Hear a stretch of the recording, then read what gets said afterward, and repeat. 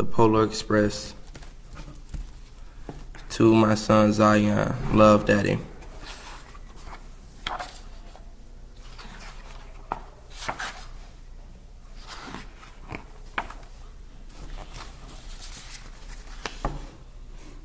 Okay.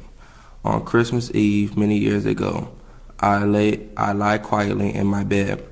I did not rustle the sheets. I breathed slowly and silently. I was listening for a sound a friend had told me I'd never hear.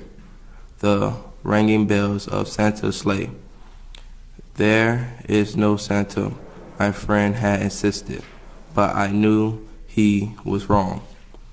Late that night I did hear sounds, though not of ringing bells. From outside come the sound of hissing steam and squeaking metal. I looked through my window and saw a train standing perfectly in front of my house.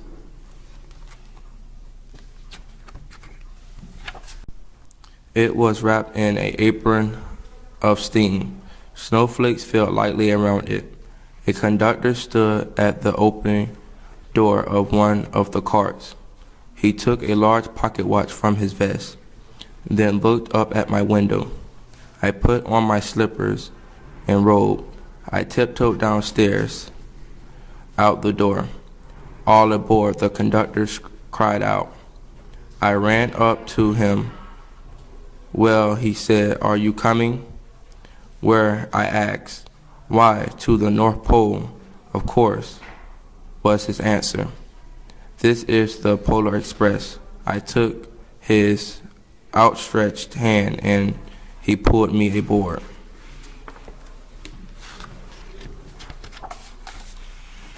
The train was filled with other children, all in their pajamas and nightgowns. We sang Christmas carols and ate candy with nuggets, centers as white as snow. We drank hot cocoa as thick, as rich as melted chocolate bars.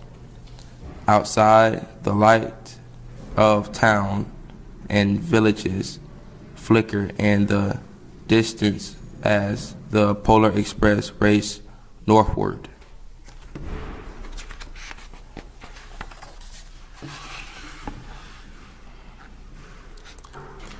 Soon there were no more lights to be seen. We traveled through cold, dark forests where lean wolves roamed and white-tailed rabbits hid from our train as it thundered through the quiet wilderness. We climbed mountains so high it seemed as if we would scrape the moon. But the Polar Express never slowed down.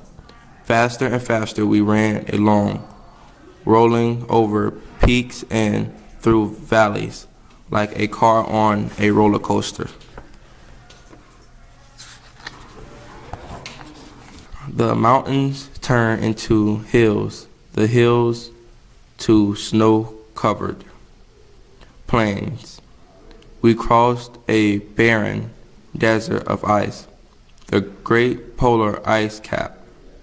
Lights appeared in the distance. They looked like the lights of a strange ocean liner sailing on a frozen sea. There, said the conductor, is the North Pole.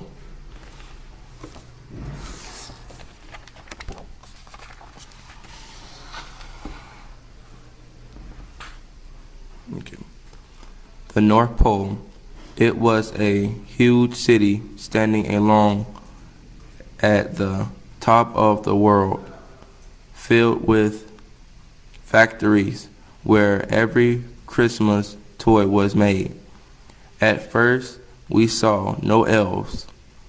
They are gathering at the center of the city. The conductor told us. That is where Santa will give the first gift of Christmas.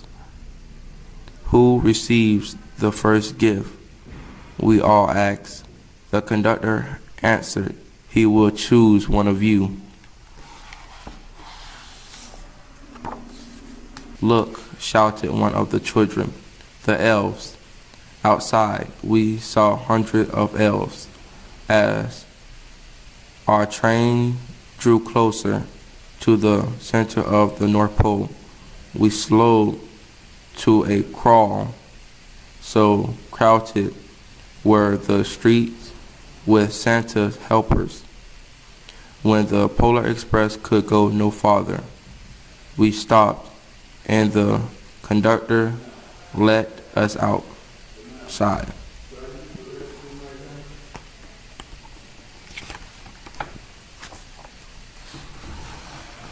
We pressed through the crowd to the edge of a large open circle.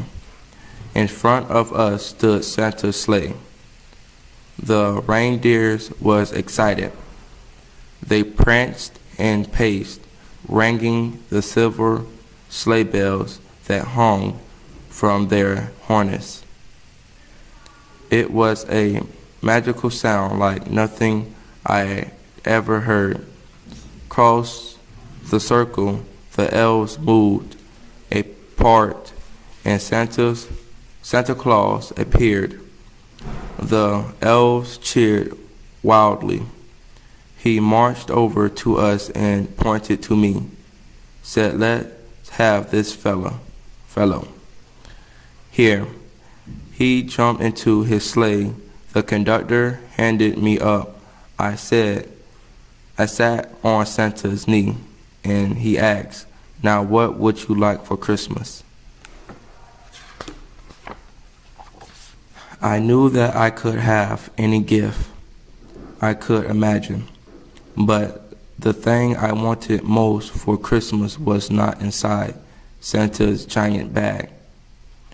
What I wanted more than anything was one silver bell from Santa's sleigh. When I asked, Santa smiled. Then he gave me a hug and told an elf to cut a bell from a reindeer's harness. The elf tossed it up to Santa. He stood holding the bell high above him and called out the first gift of Christmas.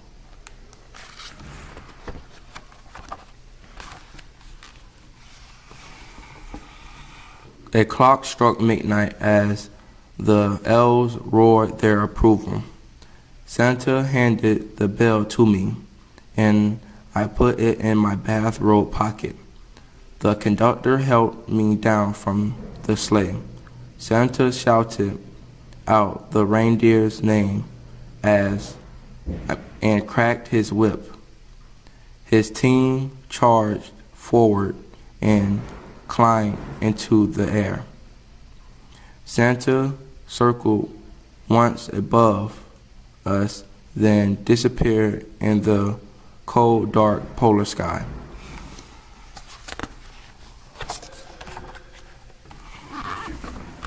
As soon as we were back inside the Polar Express, the other children asked to see the bell. I reached into my pocket, but the only thing I felt was a hole.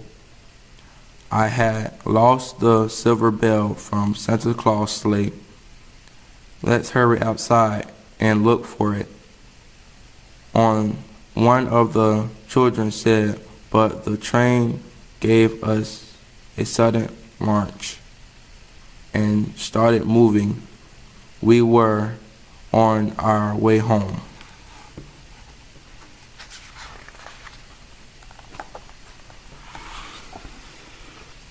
It broke my heart to lose the bell. When the train reached my house, I sadly left the other children. I stood at my doorway and waved goodbye. The conductor said something from the moving train, but I couldn't hear him. What I yelled out. He cupped his hand around his mouth. "Merry Christmas," he shouted.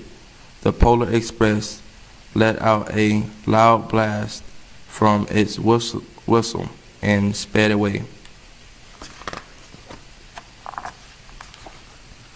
On Christmas morning, my little sister Sarah and I opened our presents. When I looked as if everything had been unwrapped, Sarah found one last small box behind the tree. It had my name on it. Inside was the silver bell. There was a note found this on my seat of my sleigh.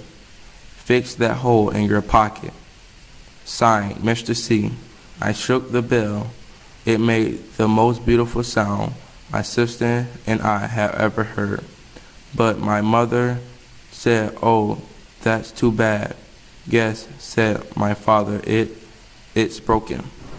When I shaken the bell, my parents had not heard a sound. At one time, most of my friends could hear the bell, but as years passed, it fell silent for all of them. Even Sarah found one Christmas that she could no longer hear its sweet sound. Though I grew old, the bell still rang for me as it does for all who truly believes. The end.